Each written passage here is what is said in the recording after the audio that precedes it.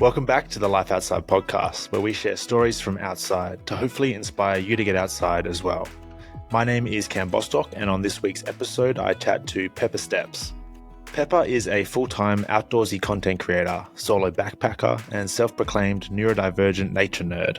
She has an infectious passion and enthusiasm for the outdoors and shares content daily on her social media platforms to encourage those watching to get out into nature as well.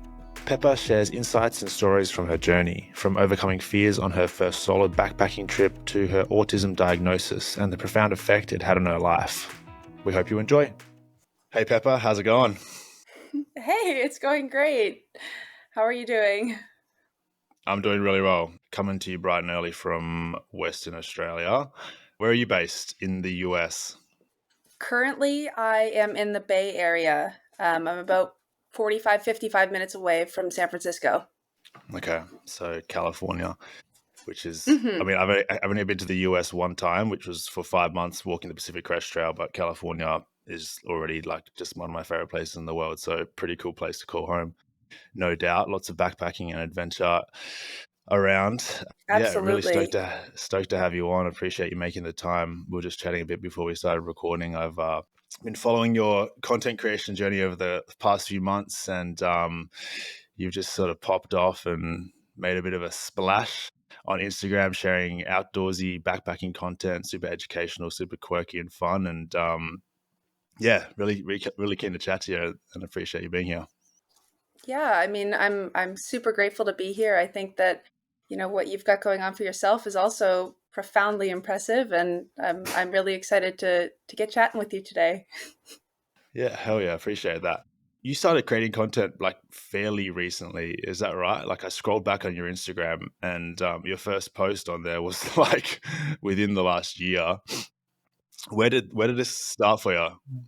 Yeah, I actually started posting just for fun on October 1st of this year. So it's just been about 7 months ish, almost 7 months. Yeah. But I post pretty regularly. So there's been a lot of content since then. But yeah, it hasn't been very long at all.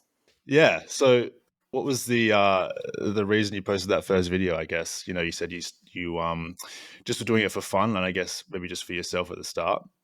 But you just found yourself outdoors and you're like, I should film this. Yeah, so I started the account just a little bit after my very first solo backpacking trip, and also a little bit after I got diagnosed with autism officially. I had my suspicions, but getting that formal diagnosis really validated that for me. And I was just kind of like, you know what? Like, I'm weird. I'm quirky. I don't care anymore what people think about me. What matters to me is that I'm, doing what I love, and if people resonate with that, great. If not, that's okay too. So I just decided that I was really fascinated by redwoods. That's what got me started with posting. And I was learning a lot about them. And I thought that it would be fun to try and make a little informational video on what I had learned, because they're so fascinating. And from there it kind of took off. It was that, like, the same day that I was filming informational videos on how redwoods are so resilient in fire, I just stupidly made this like 10-second video saying that I actually remember everybody who follows me. And as a result of that one video, I think that video was responsible for a third of my following on Instagram. So over 100,000 followers just from that one video. And I'm Wow. sorry, I can't remember that many people, but I certainly try. Yeah, incredible. It's wild. I mean, social media is a wild place. You can post one video, like you said, and just it goes bonkers. And you've gone Hmm. from basically never posting a video before to having this huge amount of people following you. But I've found over the years that the people are most successful on social media when they are themselves and they're just really like aggressively authentic. And clearly, that's what you've dove headfirst into. You mentioned that your Yeah, first yeah. solo backpacking trip was just before you started posting. So you're pretty new Hmm. to multi-day hiking, which is super exciting to me. What motivated you to get out on a solo backpacking trip? Because that's obviously my biggest passion, and it's the best thing in the Yeah. world, which I'm sure you've very quickly realized. Yeah, so I had been backpacking a little bit before that, just not completely solo. And looking back, I actually have no idea why I decided that I wanted to go out into the backcountry by myself because I mean, to a lot of people, especially to, women in their 20s, that doesn't necessarily sound like super fun. And I Yeah, didn't want to do it necessarily because it was fun. I think I just felt like I had to. Like there was this thing that I thought I could do and I knew it would be hard. And I just thought, okay, this is what I'm doing next and I have to make it work. So I guess yeah. it was just kind of like, I don't know, I was just kind of compelled to do it, to try something hard. Yeah, yeah, I love that.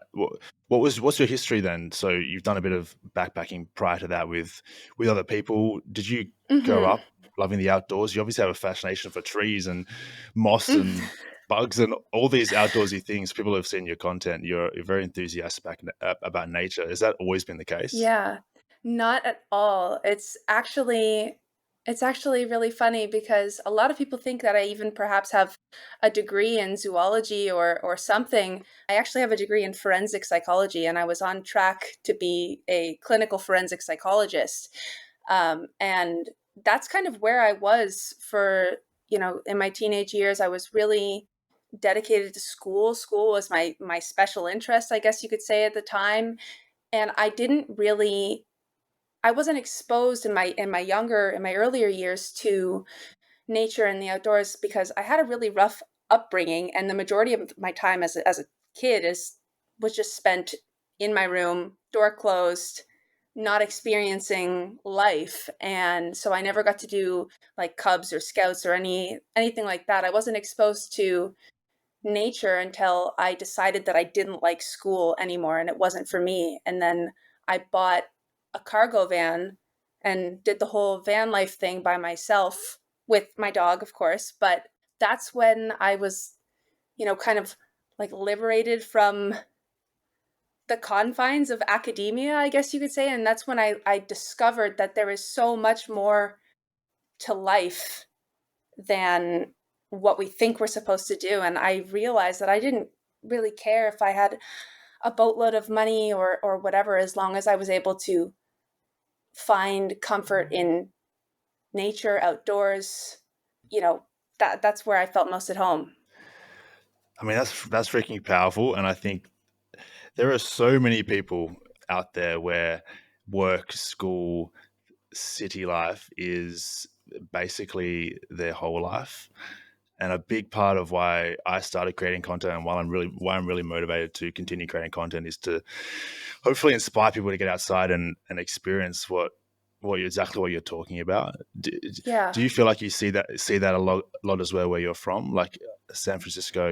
Obviously there's a lot of people in that city and in your state, and there are just big cities everywhere. And I feel like nature's just probably on your doorstep, and it is for most people, but not everyone gets out into it. Yeah. So it's funny. I grew up in Nova Scotia, Canada, and I was born and raised in a town with a population of 800. So, in terms of nature, it was right under my nose the entire time, and I wasn't Yeah, looking wow. for it. And so I was craving the city. I was craving excitement and big flashy lights and all of that. I really wanted to live in New York, anywhere but the middle of nowhere. And what I've seen now is that people who are here, they have not had the exposure to it similarly to, I mean, I just wasn't looking, but the exposure to it, the accessibility is not there for a lot of people who are living in cities unless they actively search for it. You're not going to stumble upon it as you're, you know, going down Geary in San Francisco. It's not going to happen. But if you drive 2 hours away from the city, you'd be surprised at what you can find. Yeah, I guess that's such a big reason why social media can be so powerful. People probably call us influencers, but it's true. We have an influence and the ability to hopefully positively influence people who maybe Mhm. wouldn't be able to experience these things without it, provide that sort of little stepping stone or little, moment of inspiration. And I feel like Yeah. your content, you probably get messages like all the time, of people commenting and DMing you saying that, your videos have inspired them maybe to get out on trail for the first time or to go and, actually take a second look at some of the smaller things in nature. And that's a really powerful thing. Yeah. That is always something that has blown me away because I still like you said, the word influencer is kind of there's a stigma around it, but if I was to influence anyone of anything, it would be to get outside and enjoy their life and look for more and be curious. And one message that comes to mind is one that I got really early on, and it was from a mother of an autistic boy who was probably around 7 or 8, who also was fascinated with trees, but they were from a low socioeconomic status, and she couldn't afford to go to the national parks that he really wanted to go to until she learned from my content that there is such a thing as a disability access Wow. pass, which significantly reduces the cost of camping and even waives the entry fee for a lot of national parks. And so if I was to influence anyone on anything, it would just to be to go outside. And that experience of realizing that my content has done that, at least to some extent, is so rewarding. Yeah, I love that. Super cool. You said you had your suspicions about the fact that you're autistic before you were officially diagnosed. What exactly did that look like in your life prior to the diagnosis? And how has Yeah, that affected sort of what you're doing now with your content, with the backpacking and everything you're doing? that's a really big question. Yeah, it's a great question. It's just there's neurodivergence is pervasive, and it affects every single aspect of your life, whether you necessarily realize it or not. And there are a lot of things that I thought, I was just weird or like just different. I felt isolated as a kid. I felt like I wasn't part of any real groups, and didn't really get enjoyment from things that my peers would typically get enjoyment from. I didn't enjoy going to parties. I didn't like staying up late. I didn't like doing that type of stuff. I had many special interests over the years, but I would rather the biggest one that comes to mind aside from nature is actually the Beatles. So I would rather learn about the Beatles, like what they were doing in, I don't know, like 1961, as opposed to, go out and socialize. And so I think that there was a huge validation when I got diagnosed that, it's okay. It's okay that I'm different. It's okay that I'm weird. And not only am I not like an alien, there are literally millions of people out there who share the exact same view about going to parties and, doing things that are like maybe just a little different than other people, and maybe they have particularities about which spoon they use in the kitchen and stuff like that, and it provided a lot of validation, I think, for me, and I guess the permission to be who I am. Yeah. Yeah, yeah. Which, like you said, you started content creation right just after that diagnosis. So I think that's almost like Yeah. it's also like it's like that coming into the world. This you have permission to be who you are, and you just started sharing that very publicly. And I'm sure it's been very validating for you. And like you said, there's so many people out there that can relate to your experience and the things that you've gone throughout your life. And so probably really cool to connect, with those people and hopefully inspire them as well. Yeah. And in terms of how it has affected backpacking and hiking and how I take up space in the outdoor sphere, I think that I mean, I am a strong proponent for anyone going outside and enjoying nature, but when it comes to people who are neurodivergent of, be it ADHD or autism or anything else, there's just like an extra additional benefit from going outside. There's so much that can be like gained from neurodivergent people spending time outdoors.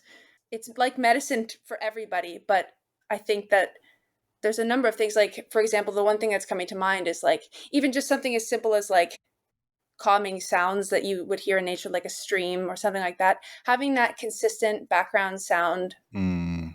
and it provides like a sensory regulation. Like for example, I particularly love hiking near the ocean because of the frequency of the waves. It's a brown noise which has been linked to significantly improving emotional regulation and processing for people who are neurodivergent. So I think that there's like Yeah, an wow. extra benefit. Yeah. Yeah, I had no idea about that actually. I mean, I'll be quite honest, I'm fairly ignorant about all of this in general. So it's super interesting to hear about it. I mean, as someone who isn't neurodivergent, going outside and hearing sounds and spending time in nature is just such a powerful thing. So, I can imagine that for someone who, yeah, maybe doesn't particularly love being in cities or going out and socializing, being out in nature, especially alone, could be Hmm. really calming.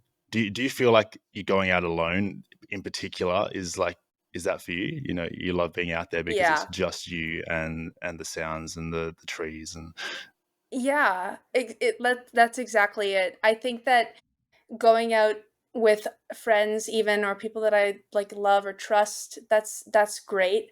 But no matter what, if there's going to be another person there, there's always going to be the expectation of engaging in social norms. So what I mean by that is like saying thank you and please and making sure that you're not talking in a certain way or just behaving like humans are supposed to, I yeah. guess. And being out there alone, for me at least, it really does dissolve the feeling of being different because all of those things that I know I'm supposed to do, when I am doing those things and it just doesn't feel like me, it highlights that I am different. So when I'm out there alone, like I said, it really does dissolve that feeling of being different because in nature everything belongs, and so I don't feel excluded. I don't feel, if anything, I feel more connected to the earth and to life, and that's maybe a little esoteric or wooey or whatever, but it's true. It feels like home. I mean, I always tell people that nature is where we're supposed to be. We're actually not supposed to be Hmm. in concrete boxes looking at screens and surrounded by a million humans. Nature is like sort of our natural place in the world. And for those who never go into nature, it's actually a huge detriment to, physical, spiritual, emotional health. And so, yeah, getting out. I Absolutely. mean, I feel exactly the same when I'm outside, especially alone. That is where I feel most like at home. It's where I feel Hmm. like I'm supposed to be out there. And don't get me wrong. This living in a city and having access to all modern luxuries and necessities is amazing. And I live in a city, and it's great. I get to have internet and a shower, but when I'm out backpacking or camping or exploring, it's just it is so powerful. It is so powerful. I'm of the belief that a lot of the mental health issues that we have in the Western world could be alleviated by people getting outside more. I really believe that. There's just Oh, something about, absolutely. especially, yeah, if you're struggling and you recluse yourself away into a house and you stare at a TV or a phone screen all day long, it's just you're ruminating on these negative things that you're feeling, and getting out and opening up and getting away from the things that are potentially causing those things to happen can be just literally life changing. No, absolutely. I couldn't agree more. And I mean, from my, days back in academia, I mean, what I remember reading in terms of literature reviews on the effects of nature, they all support that as well. A couple of studies that I very vividly remember reading suggest that nature has cognitive restoration abilities. So what that means is that it improves your working memory, and it basically, like, let's say you've been studying for like 2 hours and your brain is just like fried. If you go out in nature and you come back, you are going to be, cognitively speaking anyway, maybe not emotionally, but cognitively speaking, you're going to be where you were at the beginning of your study session. So it is essentially a reset button for our brains. And that's just talking about working memory and like performance, but even just from like a mental health standpoint, having our circadian rhythms be regulated by the sun, and and getting that natural serotonin from exercise outside, it's it's medicine. It really is. It is, and all those things you're saying, like they all kind of are encompassed by hiking or like backpacking. You know, Mhm. circadian rhythm. You know, waking up and going to sleep with the sun and getting just sunlight on your face, and you know the powerful benefits of obviously exercising and pushing yourself, and even just doing something that maybe you didn't think you were able to do, like going on an overnight backpacking trip or like going on your first solo backpacking trip. All these things are so powerful for physical, mental, spiritual health, and you can kind of get all of these things just from hiking, which is why I think it's like a cheat code to life to get to get into hiking, hey, and just like leave the city, even if it's just like once a week, get out to your local trails or even just your local park, and go for a walk and get the sun on your face. It can be super, Absolutely. it can be radically impactful. Yeah. Especially hiking, but uh even just looking at pictures of green plants, of healthy green plants, even on a screen, if you can't get outside for whatever reason, if it's completely inaccessible, that's how powerful nature is. Looking at plants, just looking at pictures of plants will provide you with, obviously not nearly as much as the actual, going outside and hiking, but it still will help you. And so that's just like all the more reason to go get all of the benefits if you're able to, if that's something that you're interested in, because it can be scary, especially if you've never done it before or you don't have anyone to go with. I don't think that I would have been comfortable to go out on my very first solo backpacking trip if I hadn't done backpacking trips prior to that, because there's a lot of stuff that you can only learn by experience. And if you're out there by yourself for an extended period of time, there it's not without its risks. Absolutely. Yeah. Yeah, for sure. It's crazy that even looking at a picture can be that impactful. And like you mentioned that you love the sound of the ocean. I imagine like even just listening to that, if you're in the city or at home, can be super powerful as well. I know just Yeah. listening to just like a forest sounds soundtrack, just like birds and wind and leaves rustling. It's just like it just hits different. It's amazing. Nature's awesome. Life outside is awesome. I love it. Yeah. No, it absolutely is. I don't think that at this point I could ever go back to a life where it's not part of my day to day at some point in the day. And I honestly don't know how I made it. I think maybe I was 20 ish, 22, maybe 21, 22, when I really started getting into the outside. And I don't know how I made it through the first chunk of my life without regularly going outside by myself. Yeah. I don't know. It's interesting. I grew up fairly involved with the outdoors. My parents took me on this big ass road trip around Australia for like a year when I was 6, and we went camping and fishing and Wow. that kind of stuff a lot. But then I sort of switched into like full introvert mode. Naturally I'm a big introvert, and like my teenage years, my dad passed away when I was like 10. And so like my teenage years, I really stepped back from all of that, and I was super into video games, and I would spend all day, every day when I wasn't at school, just playing games and staring at my screen. And it wasn't until similarly to you, my early 20s, 2021, where I started getting back into backpacking just through some mates that invited me out. And looking back, I can notice a before and an after of when I was spending a lot of time outside, and the improvement in my physical and mental health is just radical. Like I can notice it so much in hindsight, and it's one of those things. Like if you don't actually do the thing, you won't really see that before and then feel the after. And so, yeah, if you're listening to this, go for a hike. It's good for you. Hopefully they're hiking while listening to this. Yeah, I mean that's the dream, and I'm sure that's actually pretty common for this show. Actually, comment on this podcast if you're listening to this while hiking. I'm very curious. You mentioned, Pepper, that you particularly love coastal trails. It's interesting because I think Australia is not the best for backpacking, but one thing that we do have is an incredible amount of like world class coastal trails. So at some point you're going to have to come Oh, out no here doubt. because yeah, our coastline is just magic. Even just driving and going to a beach is like the best thing ever. But some of our coastal trails are amazing. There's this trail just a couple hours from Ryam in Western Australia called the Cape to Cape Track, and it's about 100 miles on this peninsula, just going from from Cape to Cape. It's in the name, and it's just like beach walking and coastal cliffs the whole way, and it is amazing.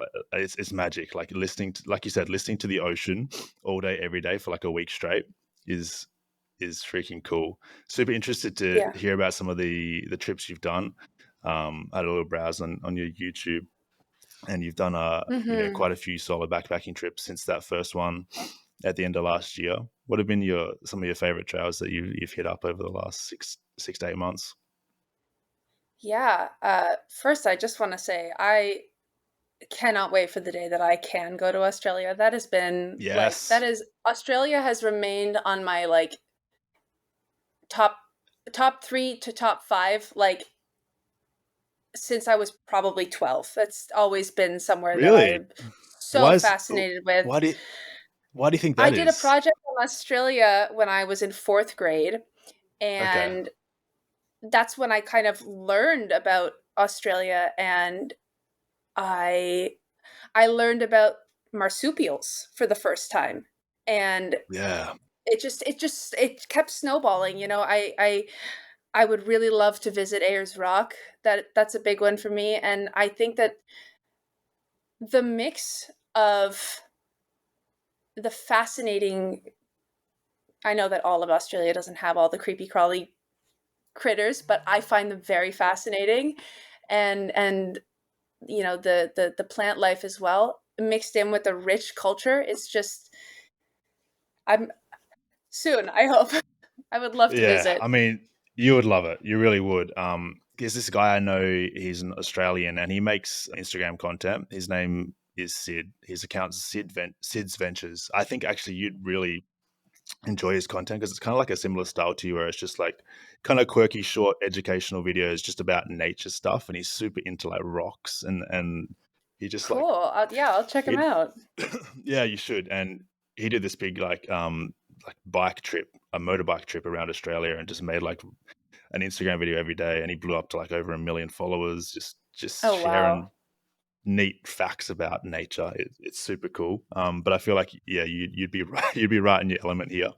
Ayers Rock, or Definitely. we call it Uluru these days, which is the indigenous name for it, is probably like it's probably like one of my favorite places on planet Earth. Hey, it Really? truly is amazing. Yeah, I mean it's just a big rock in the desert, but like it's a big rock, like it is huge, and there's just Mhm. something spiritual and really powerful about that region of Australia. Yeah. So I've got my fingers crossed that you can make it over and see it. If I'm not mistaken, there's a lot of petroglyphs in that area. I might be wrong. It's been a while since I What's a petroglyph? they are carvings or drawings or designs that indigenous and First Nations Right. people Yes. used to tell stories, and they have Hmm. cultural significance, and sometimes they can. There's a lot in Joshua Tree National Park. They're used to tell stories or to mark dates or times that are significant. Basically, like a diary, a permanent diary. Yeah, it's amazing. There are petroglyphs, like Aboriginal rock art. In fact, there's so many places around Australia Hmm. with some incredible ancient rock art. Some of them like just ridiculously old. Near Uluru or Ayers Rock, actually, there's this other big rock, and it's called Judah, and I reckon it's just as epic. It's like within half an hour from Ayers Rock or Uluru, and you don't actually hear about it as much because like you're you're actually not allowed to take photos of Judah. It's like the indigenous peoples there sort of ask out of Mm, respect because it's so like spiritual and important to them throughout their history that you don't take photos, and so you don't hear about it much. But yeah, there's a lot of petroglyphs there as well, and just really cool history. Yeah, there's a lot of sites like that around Australia. Actually, I was just hiking in the Flinders Ranges, which is like South Australia. hmm We went and saw some really cool rock art and rock carvings, and it's just oh man, it's uh it's really cool. And like you said, you get to like sort of learn and sort of almost see this story that was written, however long ago. Yeah. It's super cool. You've got to come. You've got to come. Yeah. When I do, because I will eventually. I just need to block out a lot of time for it because I don't want to rush it. I want to take my time and I want to go everywhere that I possibly can. So And it's a hopefully long way that's away. on the list. Yeah, it's just a little bit of a Yeah. small flight. Like I fell in love with the US when I was there last year, and I just want to come back, and I think I will be back next year. But it's like it's so far away. It's a 24-hour flight. It's just I hate flying, and Yeah. it's just but it Yeah. it's worth it. It's worth it. Yeah, and I'm sure that the vegetation and the plant life that you saw on trail is like through the Pacific Crest Trail, you saw a huge variety, but I'm sure that it was nonetheless still very different than, what you're used to back home. Oh, it was so different and so diverse. I mean, the PCT is just the best trail on planet Earth. I just can't imagine there being a better trail. I haven't hiked them all, but it's amazing. Have you done much backpacking on the PCT? That's where I actually did my very first like multi-night trip. I did a section near Lake Tahoe, so in the Sierra Nevada region. Cool. And I tried to when I do go backpacking in uh, aside from a couple of trips, I if the PCT is nearby, I try to like plan my route so I get some time on it because eventually I would love to do the PCT, but I've been eyeing up the Oregon section. I would really like to try someday, doing it as fast as I can, unsupported, and see if I could, snag Yo, a record. But there's a lot of time and training involved, so I don't want to make any official commitments to that. It's something that I've thought about perhaps maybe doing sometime, maybe. you want to? Are you talking about the entire PCT at FKT Oh no, no, no. or just I the don't Oregon think that I section? could just the Oregon section. I don't think that Yeah. I'm close to being ready to do that. I think that the woman that holds it right now, Heather Anderson, her trail name is Anish. She did the fastest known time unsupported, and there were days that she hiked 50 miles in one Yeah. day, and I It's can't do crazy. that yet. It's Yeah, it's crazy. It's crazy. I mean, yeah. I'm super interested in the FKT space in the through hiking world. I just talked to Billy Meredith. He'll be the probably the last episode of the podcast before this. He has the calendar year Triple Crown FKT, and Wow, just mind blowing the miles that he hits every day. He just finished walking Te Aroa and got the self supported FKT on that. wow. I would Insane love to do what that one too. Oh my gosh. TA Just is amazing. Yeah, yeah. beautiful trail, beautiful trail. But yeah, Heather Allison is just an absolute weapon. Obviously, she's super inspiring to so many people, and I'd love to try an FKT one day as well. It's funny because like after walking the PCT, I was so fit, and I was thinking about doing something, but it kind of just never happened. I signed up for an ultra run and got injured instead. So, That's what but one day, happens. that's what happens. You Yeah, are very, very into your fitness and strength training. That's like a big part of your content, and I'm always very impressed huge part. with how structured you are.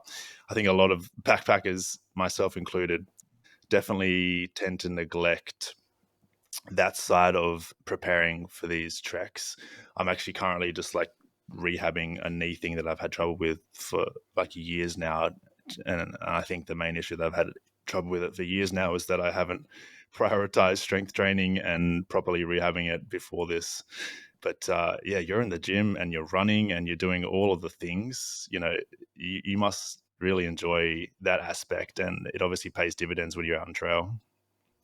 Yeah, I think I have to thank my autism for that one because I would say that fitness in general has always been a long-standing special interest.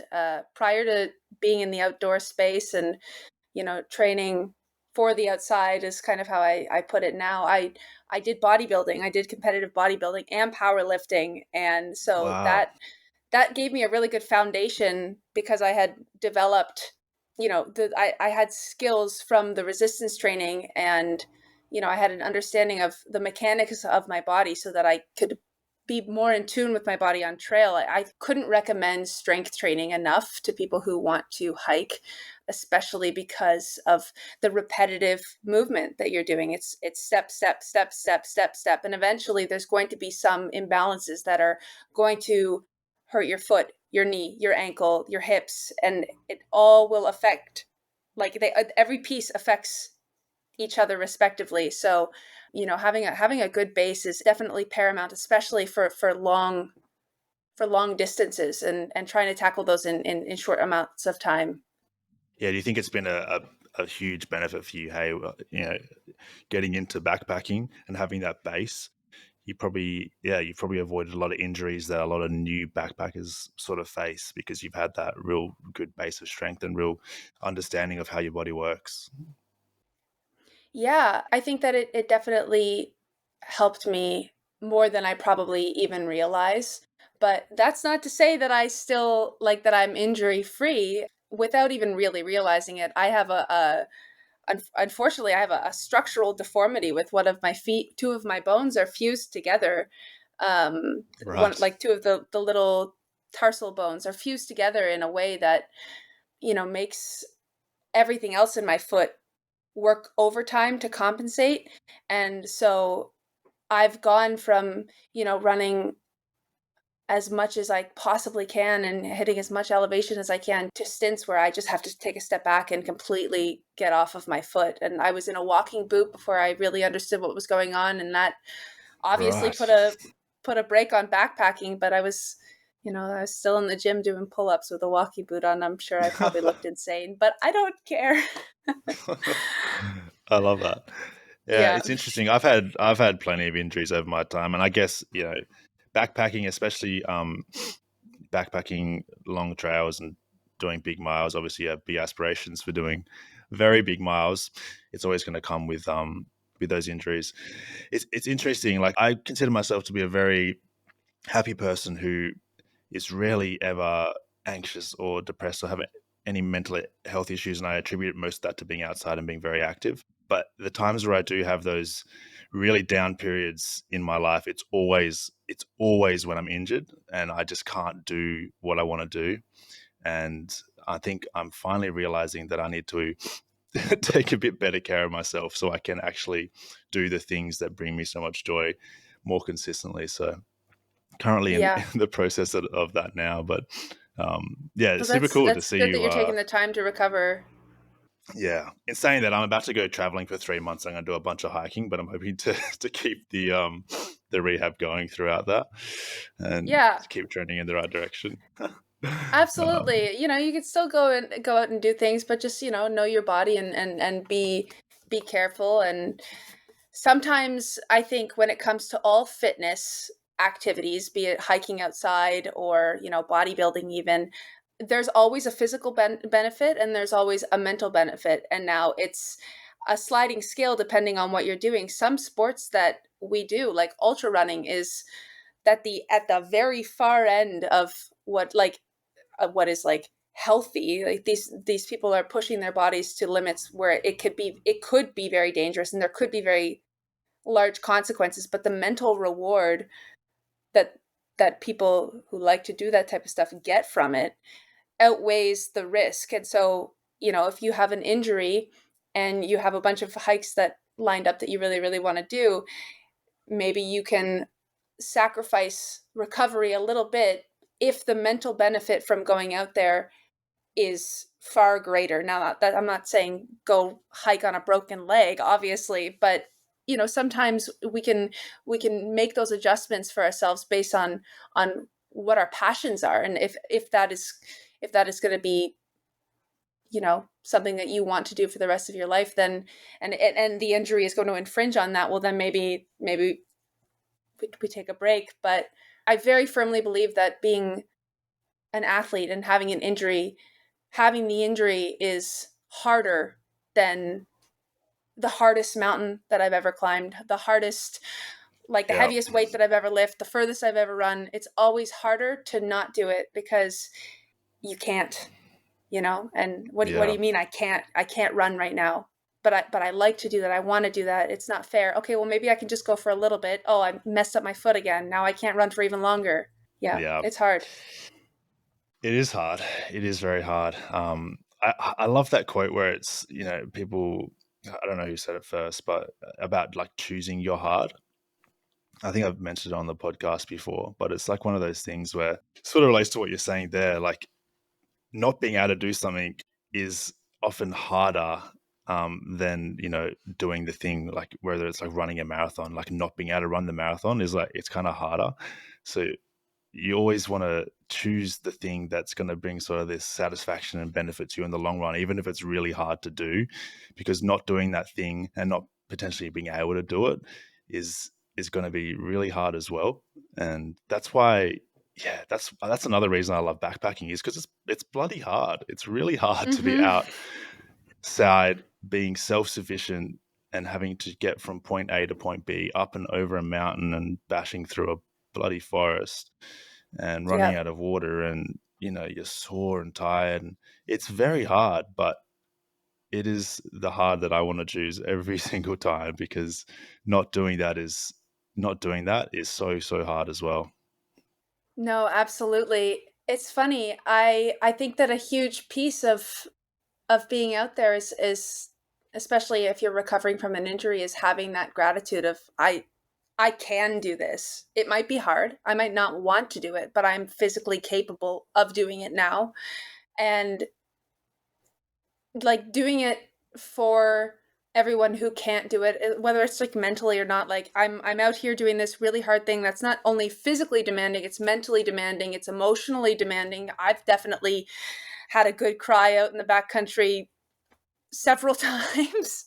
It's hard. It can be hard. You face challenges, and I think it's important to remain grateful in the face of that, and that just further enhances the joy that you feel afterwards, of that pride of like, yeah, this was hard. There's no reason I had to do this, but I did it anyway because it was a challenge, and I feel great afterwards. Yeah, I can't tell you the amount of times I've thought that exact thing when I'm like out on trail. I'm like, this sucks. It's like maybe it's like raining. Like I hate hiking when I'm cold. I hate being cold in general and raining. But then I just catch myself and I'm thinking, I get to do this. Like I have the capability right now to do this thing. Imagine literally like physically not being able to do it, or like geographically not being able to do it. And it Yeah. really, man, it really flicks the switch in me. I'm like, okay, let's just bloody, we're cold. That's fine. We'll be able to get warm at some point. We'll be able to get dry at some point. Let's just enjoy every moment of this. And I think, yeah, like I've never experienced like burnout on trail, even on these half-year long trips I've done. And I think it's because I always am able to just be grateful in the crappy moments, the wet, cold, sore moments, but also all the good moments that come along with it as well. Yeah.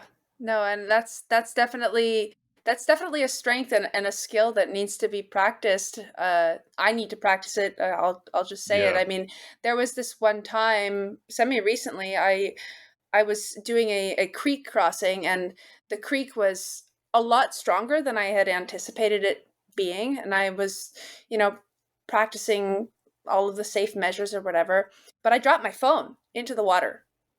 And Crap. it was early on in the trip. It wouldn't have been like a disaster. I had safety stuff still. It wouldn't have been like I'm stuck out here like that, but also I can no longer take pictures. I can't like look at my digital map. I don't have all the cushy things, but I managed to find it and I got it safely and it was fine. Miraculously, the phone was fine. It was working fine. But after that, I was so cranky. I was so mad that I had like lost time because I hadn't planned on spending 20 minutes like scanning a creek crossing from Yeah. my phone, which I had a black case on, so it was even harder to see. And so I was cranky and I was alone. And maybe this is, I like to talk to myself while I'm out there. So I literally said to myself, like, what are you doing? This is someone's dream right now. And you're complaining. Knock it off. Like, smarten up because it's Yeah. like nothing is guaranteed. Nothing is just a given. We have to be grateful even in those less than desirable moments because that's what makes up the backpacking trip. If it was only easy, it would be the same type of reward that you get from grinding through a video game. It would be easy. It would not be like there wouldn't be the grit, there wouldn't be the challenge and that is what is responsible for the growth, for the self-discovery part of it, I Yeah. guess. Yeah, absolutely. I mean, it's like, climbing a mountain. It's brutally hard on the way up, but and then the view at the top is this epic reward. But the reward wouldn't be as epic or as satisfying if you didn't have to grit your teeth and climb that bloody mountain.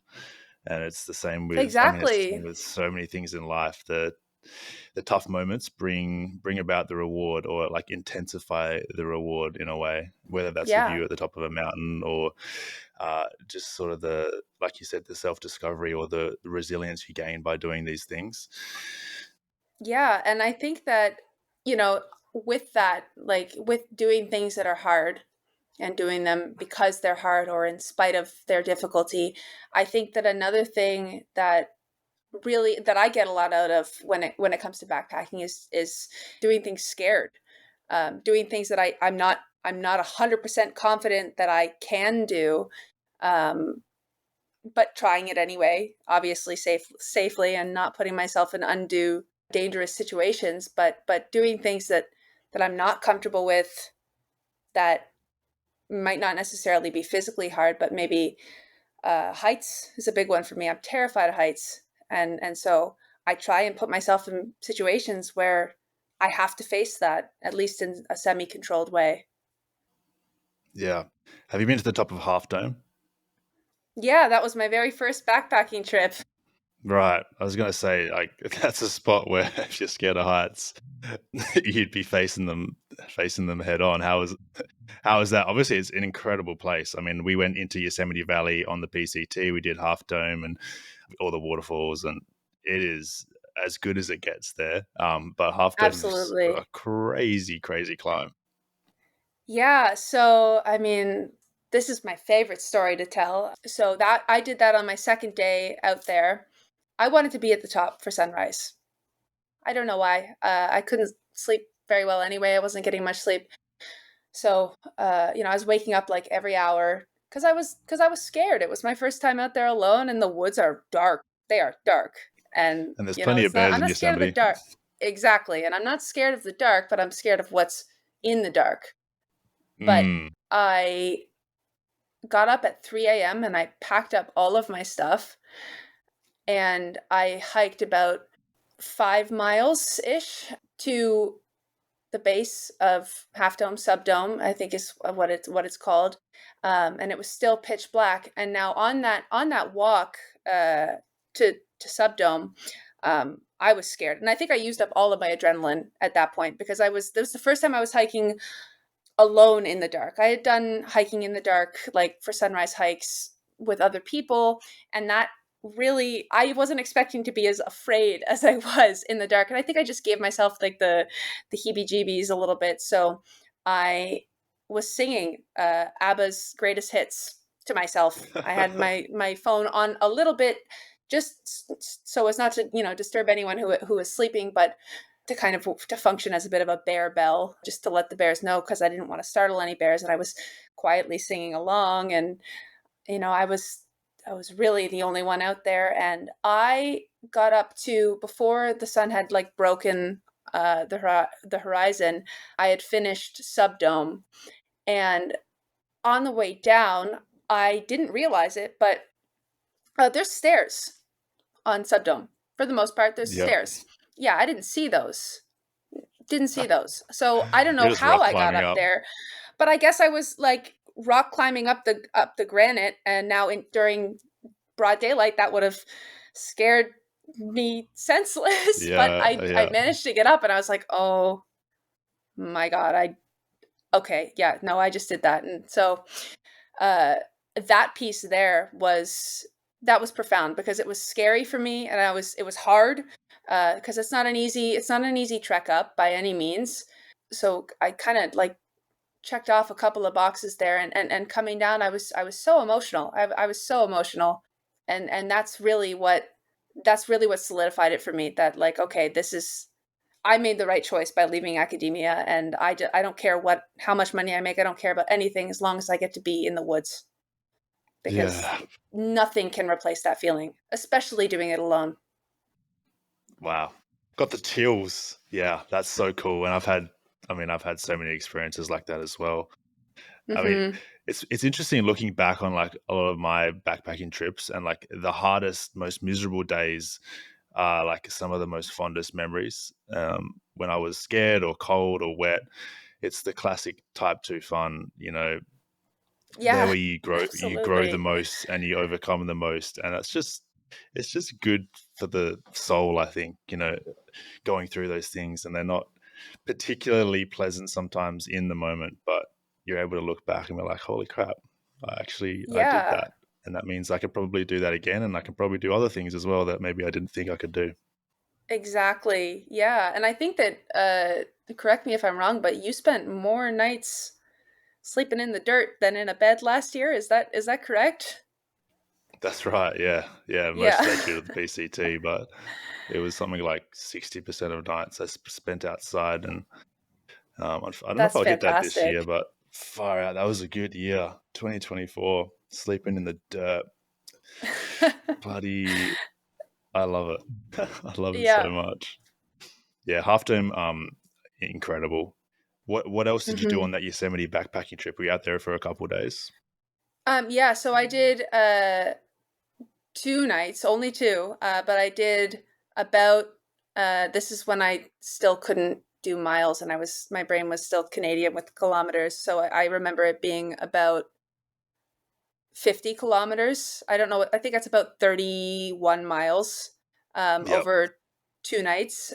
And I did Cloud's Rest, which honestly, I wasn't expecting it to be as beautiful as Half Dome. And so I'll just say it. If you're looking for somewhere that uh, isn't as populated as Half Dome, Cloud's Rest is just as high and just as rewarding. So on the first day, I did Cloud's Rest, and then I kept going for a while, and then I hit the base of Half Dome on the John Muir Trail. And man, it was only 2 days. It really wasn't that much time at all, but it was enough for like when I got picked up, I could tell how restorative it was, because usually the sound of cars doesn't bother me, like in terms of it, like sensory overload and like traffic. I'm used to it enough that it doesn't get to me. But one car went by, and I was like, oh god, like this is what I have to go back to now? Are you serious? Like I don't want to. Let me turn around. I'm just gonna go back into the woods. Yeah. So it wasn't a very long trip, but it was definitely enough to confirm what I had thought. Yeah. It's funny on the PCT, like I'm the same. I live in a city, so I'm used to people and very busy and loud places. But Yosemite Valley was the first time on the PCT where I got into the valley, and I was like, holy crap, there are too many humans here in one place. And I did not like it one bit. And I was very ready to go back into the Sure. mountains. Yeah. Yeah, it's But quite jarring. yeah, it's crazy, especially when you spend a bit of time outside. So you did. I'm very happy to talk in kilometers, by the way, because I've lost all my mile to kilometer conversion since I left the US. You did 25 kilometers per day for 2 days straight on your first solo backpacking trip. So that's pretty big miles. And going from Yosemite Valley to the top of Half Dome just by itself that's a lot of vertical gain. So obviously, you're a very capable hiker. What's been like sort of your longest backpacking trip, since then up until this point? Distance or duration? Maybe distance, Maybe both.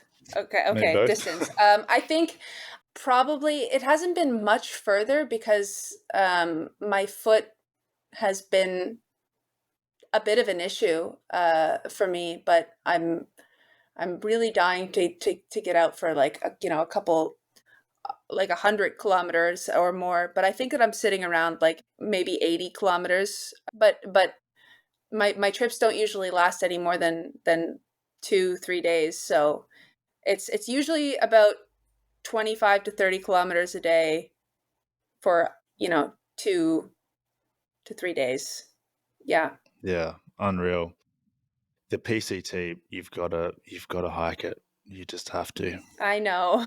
I know. I really want to. I've literally got the map in my bedroom. I've got a 5-foot map Yeah, poster. The only problem next at this next point season. is my dog. I can't leave him. And I'd take him with me, Yeah, but that's national tough. parks can't do it. Yeah, Yeah. Yeah. that is really tough. And it's just so long, isn't it? Yeah, we saw quite a few people hiking the PCT with dogs, but you're just forced to skip like fairly big chunks of the trail because you walk through, I think it's 7 national parks, Yeah. and you typically don't want to skip those parts because they're some of the best. Um, Exactly. yeah, hopefully you can make it happen though because it's magic. I would love to, and I think that in the meantime, one that I am looking at doing with my dog is the entirety of the Tahoe Rim Trail. I've done a section of it. That was one of my very first backpacking trips, and it went horribly wrong. And Oh no, what I happened? learned a lot. Well, my tent broke, and also it had been a particularly snowy season, and the elevation is quite high there. And the rangers at the front desk said, "No, there's no snow. You should be fine." Didn't bring microspikes, didn't bring poles. This is the trip that I learned the importance of hiking poles and proper gear, and that, having proper gear doesn't make you like a wimp or anything. And I lost that stigma that I had previously stupidly carried with me.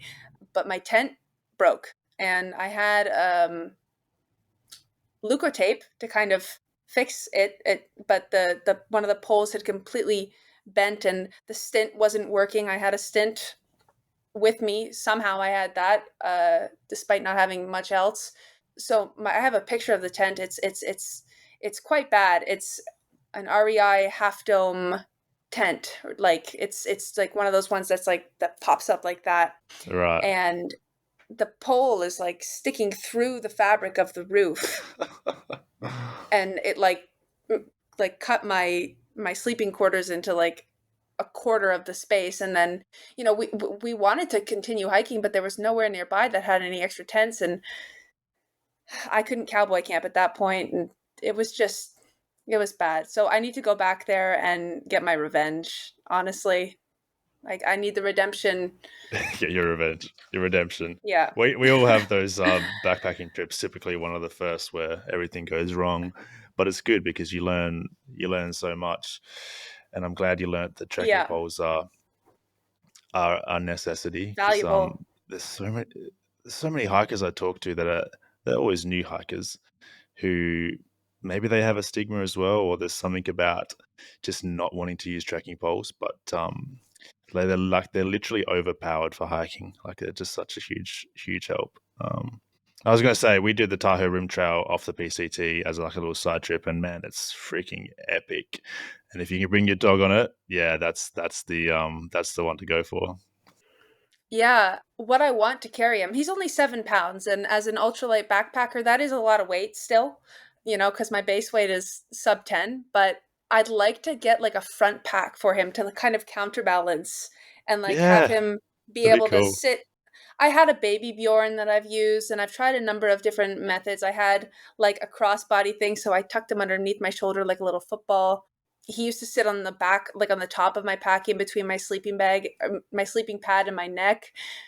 So if anybody has any like recommendations for a way to carry a 7-pound poodle on their front, that would be great, because I think I've tried just about everything.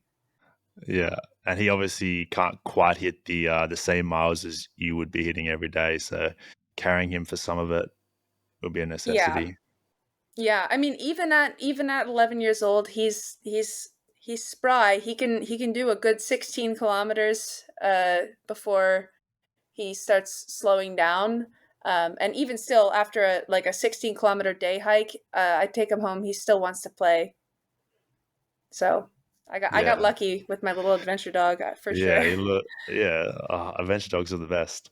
You mentioned you have a sub 10 base weight. I know you're pretty interested in gear talk. I'm quite interested to hear like what exactly are your favorite bits of gear. What do you typically take out backpacking as far as like the big items, pack and tent and sleeping bag? Yeah. Because I love talking about gear too. Well, wicked, because that's one of my favorite topics. I have always been a strong fan of Durston tents. I'm not sure if you're familiar with Durston. Yeah, Durson tents are my favorite as well. Oh, okay, awesome.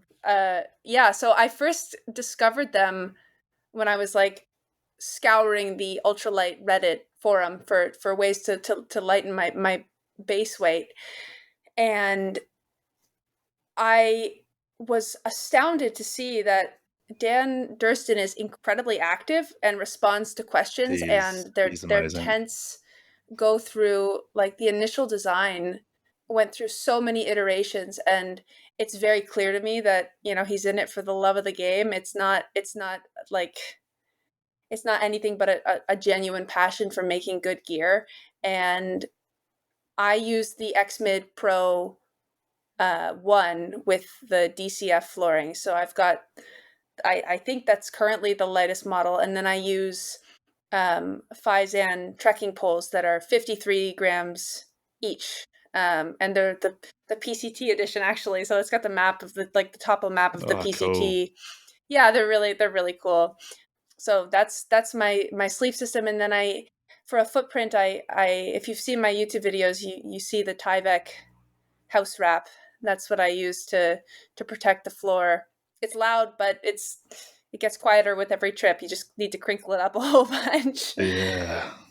It's interesting. I use the exact same tent. I walk the PCT with the XMid Pro 1 with the DCF floor, but I opted to go very ultralight and not have any ground sheet or protection for it. And I mean, it held up the entire PCT as far as the floor. Oh yeah.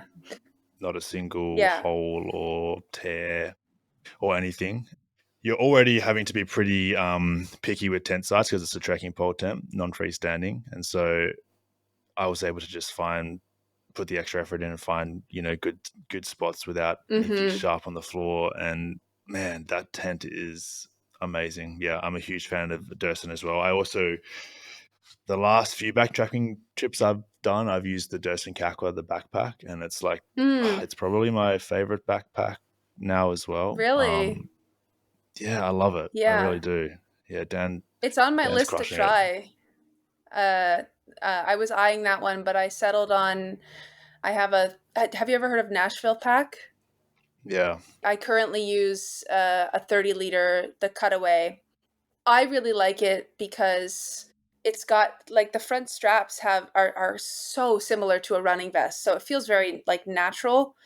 And the extra pockets here remove the need for a hip belt if you want it, and it's very, like, you can take them on, take them off, and there's a million different bells and whistles you could add or remove.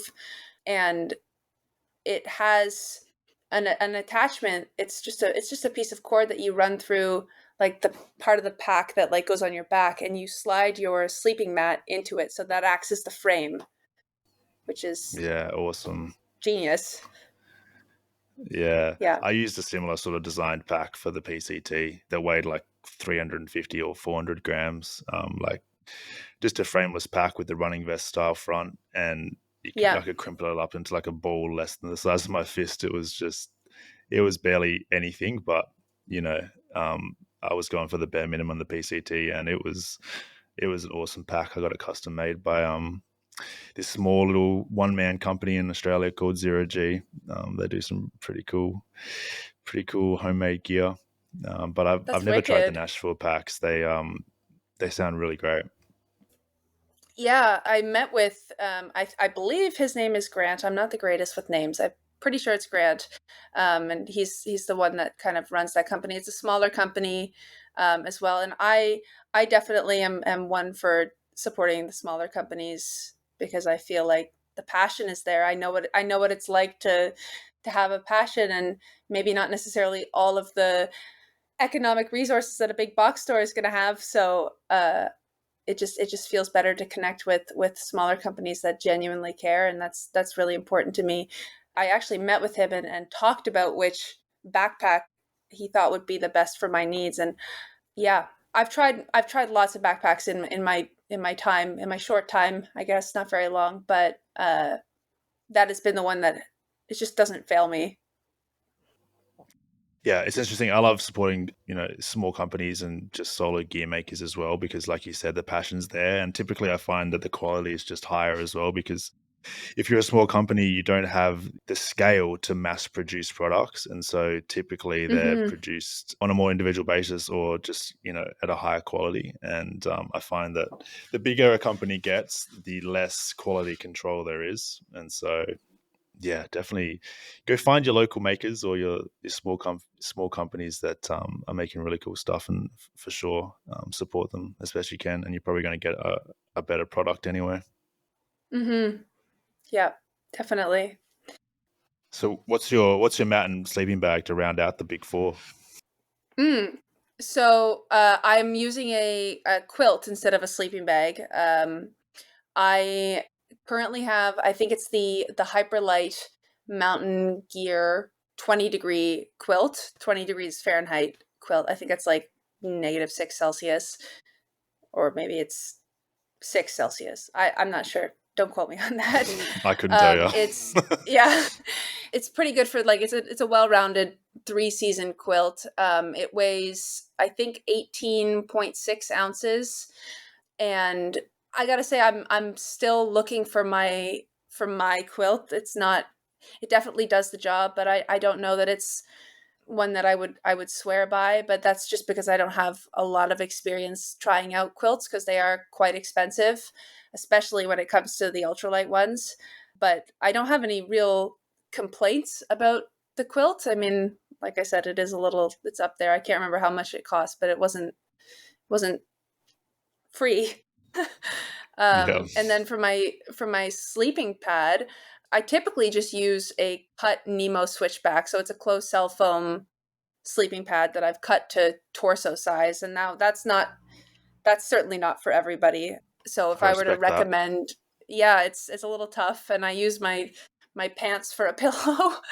But if I were to like recommend like a heavier duty sleeping pad, it would probably be like the Neo Air X Lite or the Uber Light if you can find it in stock somewhere. I'm not sure how much that one weighs, but that's like in terms of like weight to warmth ratio, that one's a pretty solid 3 season sleeping pad that's inflatable. But I don't know. Yeah, I That's use definitely more of a the luxury item for me. yeah. I use the X Lite as well, but I also have like a essentially a torso length one. So my Oh, legs are that's flopped off the cool. end to save a few grams. Yeah. I do sometimes use foam mats as well, but I don't know. I love the comfort of those mats, and the X Lite is so light. Like it's less than Mm-hmm. 400 grams, I think, for the short version. Yeah, You use super the short cool. version? Yeah, I yeah, didn't know that. Did they make a torso version, or like you're using like the short one? yeah. It's just like the smallest one made for shorter Okay. people, I think. I guess, but it basically Yeah. goes down to like my sort of like around my knees or just above, and so a good chunk of my legs fall off the end, which doesn't really impact comfort or warmth for me at all. We should just put my Mm-hmm. pack underneath my feet or whatever. But Yeah. pretty impressive that your base weight's already sub 10 and you're so new to it, because I think that's a journey that a lot of people take years to to get to that sort of weight. I know I've only yeah, really the PCT was the first time I ever went really ultralight, and all my backpacking before that, like even on Te Aroha in New Zealand, my pack was like double the weight of my PCT. Oh Like, it wow. was like 10 kilogram base weight or something. I had a heavy pack and all this stuff. So I'm quite new to the super ultralight world, but it's so fun just trying to shave the grams, and it pays dividends on the longer that you hike as well. Oh, I Have you done love much? it. Have you It's done so cold fun. soaking, or are you a stover? I typically don't even bring a stove, and I don't usually even bring anything to cold soak with. I'm a big fan of salami and hard cheeses. And honestly, I I can't cook. I don't have that skill set, so I'm not creative when it comes to doing different things for cold soaking. I know it can be pretty light, get like a little peanut butter tub, little plastic peanut butter tub. If I were to do cold soaking, I would take a plastic peanut butter tub with me and maybe a spoon from Dairy Queen, because that would probably be like the lightest that you could get. But I genuinely would rather, and this is going to be gross to some people, but I would genuinely rather like sip on coconut oil or butter than like have to sit and wait to cold soak, because I just want to get going. And the cold soaking, the amount that cold soaking is better than like slurping on peanut butter is not significant enough, at least for me, for Yeah, the amount of time that it costs. yeah. I mean, everyone has their preferences. Like, I don't think I could backpack without a stove. Cold soaking doesn't sound fun to me at all, and not bringing a stove or a cold soaking setup doesn't sound fun to me either. I'm a big fan of salami and cheese as well, but like my favorite thing to Yeah. do is to put rice in a pot with a bit of water and then put my salami and cheese into that Oh rice, and it's yeah. just like the Yeah. most delicious dinner of all time. And then I'll just have my salami and cheese for lunch as well in like a wrap or on a cracker Oh or yeah. something. But I just Yeah, I love, mean, that's for not to say me, I one of don't the do main things is stoves. okay. Yeah, You sometimes. do stoves. Yeah. Okay. I love a hot chocolate at night. That's just like that Yeah. caps off a day for me on trail. If I can't have my hot chocolate, I don't think I would be happy. So I need it. So do you bring like a different container to eat your rice in, or do you eat your rice and food and then have your hot chocolate in the same No, it's all container? one pot, of course. Of course. I I don't was just have making sure. yeah, it's all one pot, and my cereal in the morning has a bit of rice left over from the night before, and my morning coffee has a bit of cereal left over. So you just kind of you just kind of own Yeah. it and mix all the flavors together. But yeah, typically I go extreme ultralight for everything, except I will always bring a stove, I think. Mm-hmm. What stove attachment do you have? I'm assuming you use like one of the ones that has like a propane canister or whatever. Maybe it's butane. Yeah, I actually use a Jetboil, which is definitely not the lightest, like nowhere near it. There's so many more lighter stoves, but I love the Jetboil stash system. I think, at Mm-hmm. least from what I've tested, it seems to be by far the most efficient as far as gas usage. Yeah. The coil system on the stash pod is just awesome, and for me, it's just like I've had the same one for like 5 years, so it's just bloody Wow. reliable. Yeah, yeah. So yeah, I go for the Jetboil. I know there's like crazy ultralight stoves out there now, though. Yeah, I'm looking at my lighter pack now. I'm trying to figure out the brand that I use. If you're not familiar, lighter pack is like a website that you like insert all of your things that you're bringing, and it keeps track of the weight so that you can categorize and organize. It's You get really Lighterpack's nerdy probably about the it. best website on the internet, I reckon. Yeah. Yeah, honestly, I wish that they had an app, because Yeah, how do they not have an it's app? great. It's really great. Yeah. But yeah, the stove that I would use, yeah, I can't remember I can't remember the specifics of it. It doesn't really matter. There's It's lighter than what I was using, which was the MSR Pocket Rocket, which is a really popular one. That's a good And that's already middle of lighter the than the road. Jetboil, so yeah. Yeah. Yeah, but I couldn't believe it when I found the one that I'm using. It's like the size of my finger, maybe, like less. It's Wow. tiny, and no, it's not stable. Uh, but it's the price of I ultralight, think I that's why I've guess. stuck with the Jetboil, like a couple extra grams. I get really great stability, great gas efficiency, and like really Yeah. good reliability as well. So I'm like, I'm just gonna keep using that. It works. Yeah. No, absolutely. Yeah. I think that it's not fun. Ultralight isn't fun if you're suffering. So, there's a line, and I think that the whole ethos around ultralight can get a little bit extreme sometimes. People look at it more as a competition, but I would say that the principle behind ultralight is going as light as you can while remaining comfortable and remaining safe. And if you're not checking off those two latter boxes, then there's no point because you're just putting yourself in unnecessary Yeah. discomfort and danger. Yeah. Well, it's an interesting dichotomy because I feel like going as light as possible is actually making you more comfortable because it makes hiking easier and more enjoyable and there's less strain on your body. But then it gets to a point where the comfort you're gaining from having a lighter pack, you're now losing from not having certain things. And so there's an interesting balance, and that balance strikes differently for every single person, which is kind of like the fun of it.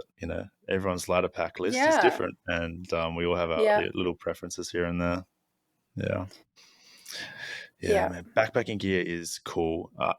I just look back at the PCT through hikers from 1990 and their gear list compared to our gear list.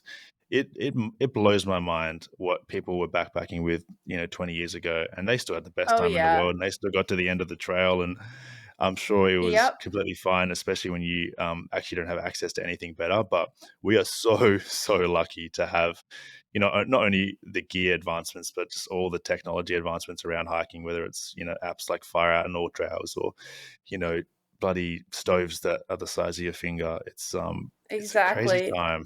Yeah. Yeah.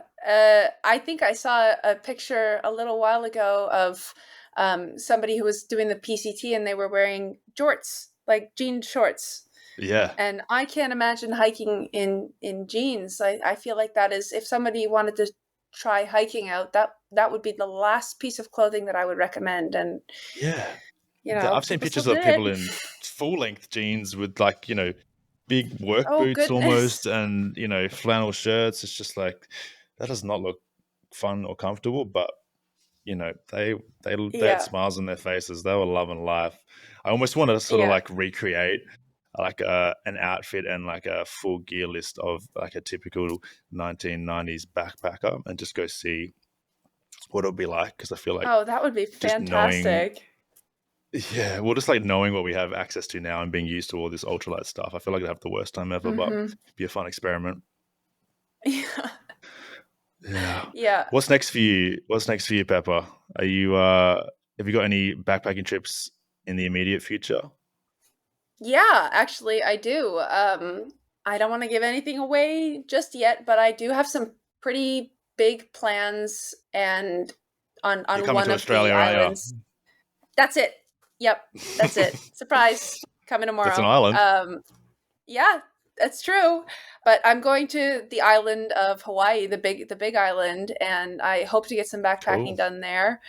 I'm not sure exactly where or for how long, but now that I've been able to very fortunately basically go completely full time with my social media endeavors, I have big aspirations for out of country backpacking trips as soon as I am capable of it. But just in a couple of days before Hawaii, I'm actually headed to Pinnacles National Park, which is one of the smaller national parks and one of the most new national parks added to the system. I think it's only 30 square miles, the entire park, Oh, but wow. it's a really, really fascinating place. I've been there before. It's really popular for rock climbing, and there's some cave systems to explore, and it should be pretty fun. Hell yeah.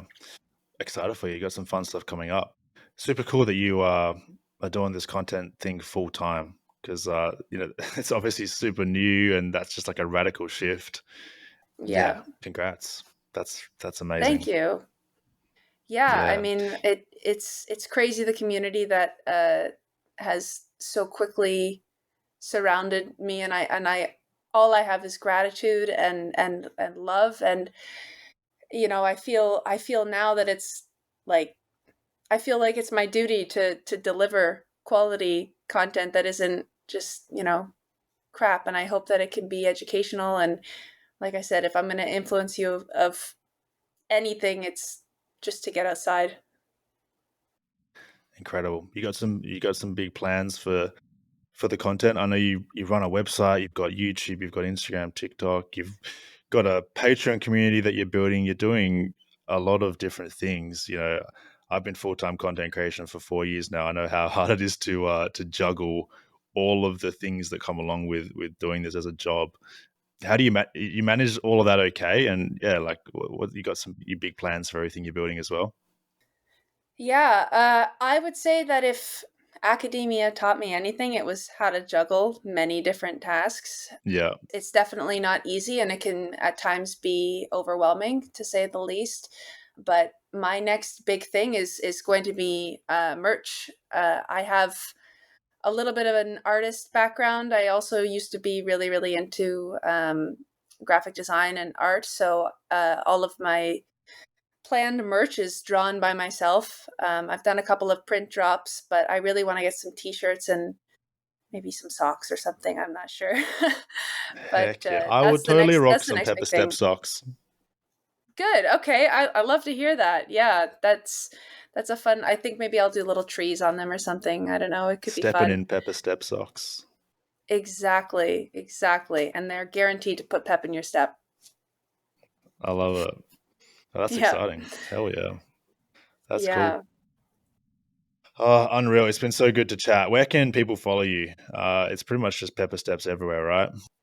Yeah, that's it. I would say that the place that I would love you to check out the most, if you were to check out anything, would be my YouTube channel, because ultimately long term my goal is to transfer to doing more long form content, because I find that it's more valuable and it's something that I can really get invested in, instead of the bite size kind of content that Instagram and TikTok provide. But I'm also there. But yeah, if you wanted to follow me anywhere, I would say YouTube. But if you wanted to chat with me, I would say find me on my Discord community, because I'm there every day, and we have a lovely community of about 3,000 people that are very active. Lots of different channels there to chit chat about everything from ultralight gear to being neurodivergent to bird watching to climbing to backpacking and everything in between. So find me on Discord, I guess. Amazing. Yeah. Super cool. Yeah. I'll leave all of those links below as well for people to check out. And Thank you. yeah, go follow along. Pepper, you're doing some really incredible things and inspiring a lot of people. And yeah, keep doing what you're doing. It's awesome. Thank you. Thank you so much. It was so lovely to talk to you today. Yeah, absolute privilege to chat. Appreciate you giving up the time. Cool. All right. Thanks for listening, guys. If you did enjoy this episode of the Life Outside podcast, make sure to follow us wherever you are listening and rate us 5 stars if you enjoyed. And we'll catch you in the next one. Peace. Bye.